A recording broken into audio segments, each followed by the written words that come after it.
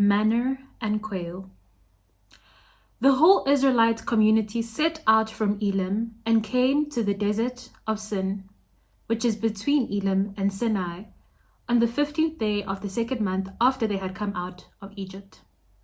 In the desert, the whole community grumbled against Moses and Aaron. The Israelites said to them, "If only we had died by the Lord's hand in Egypt. There we sat around pots of meat and ate all the food we wanted. But you have brought us into this desert to starve this entire assembly to death." Then the Lord said to Moses, "I will rain down bread from heaven for you. The people are to go out each day and gather enough for that day.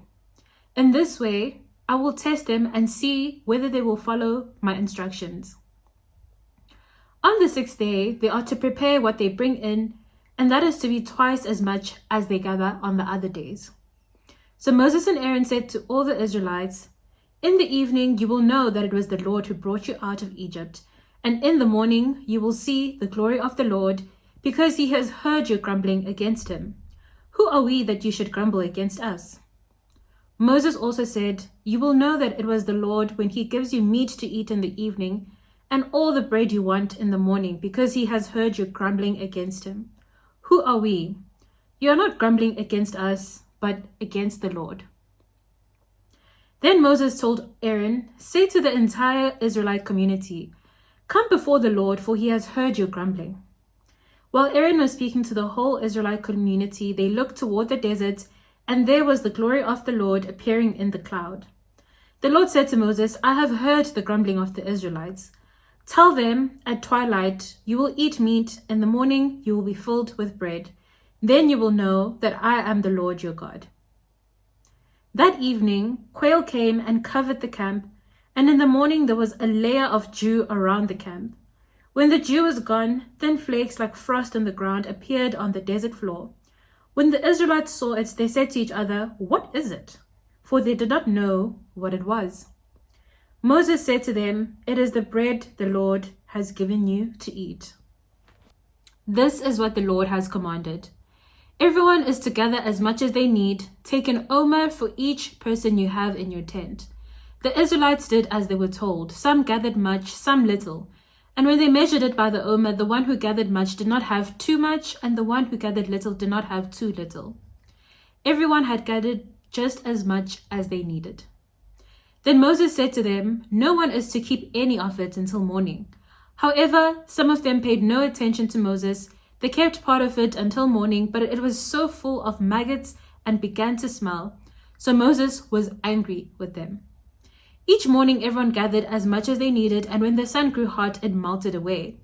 On the 6th day, they gathered twice as much, 2 omers for each person, and the leaders of the community came and reported this to Moses.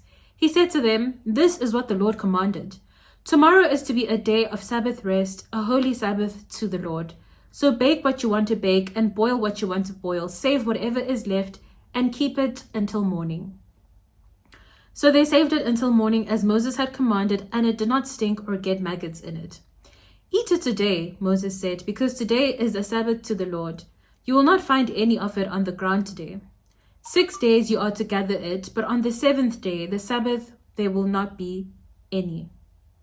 Nevertheless, some of the people went out on the 7th day to gather it, but they found none. Then the Lord said to Moses, "How long will you refuse to keep my commands and my instructions? Bear in mind that the Lord has given you the Sabbath. That is why on the 6th day he gives you bread for 2 days. Everyone is to stay where they are on the 7th day. No one is to go out." So the people rested on the 7th day. The people of Israel called the bread manna. It was white like coriander seed and tasted like wafers made with honey. Moses said, "This is what the Lord has commanded. Take an omer of manna and keep it for the generations to come, so they can see the bread I gave you to eat in the wilderness when I brought you out of Egypt." So Moses said to Aaron, "Take a jar and put an omer of manna in it, then place it before the Lord to be kept for the generations to come." As the Lord commanded Moses, Aaron put the manna with the tablets of the covenant law so that it might be preserved. The Israelites ate manna 40 years until they came to a land that was settled. They ate manna until they reached the border of Canaan. An omer is 1/10 of an ephah. That was Exodus chapter 16. My name is Mobile, but you can call me Coco. This is Spiritual Longevity, and I will see you tomorrow.